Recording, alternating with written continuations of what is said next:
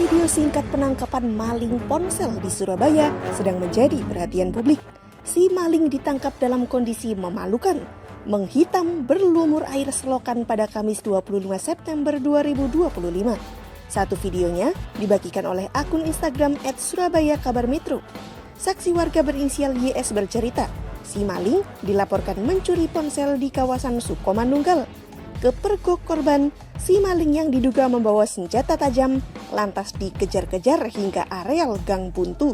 Tak punya pilihan kabur, si maling nekat masuk ke parit berisi air hitam. Baru sekitar 4 jam kemudian, si maling berhasil ditangkap dalam kondisi tubuh hitam penuh lumpur.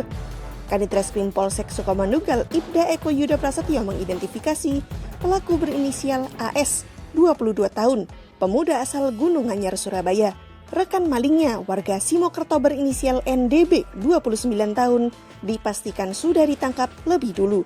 Kedua pelaku dilaporkan membobol pintu kantor jasa ekspedisi dan menggondol ponsel milik karyawan di Sukomanunggal. Personel bersama warga harus menyemprotkan air pada tubuh pemuda ini agar setidaknya cukup bersih dibawa ke kantor polisi. Polisi mendapati kedua pelaku merupakan penjahat kambuhan. Keduanya baru 1 bulan bebas seusai dipenjara atas kasus pencurian motor.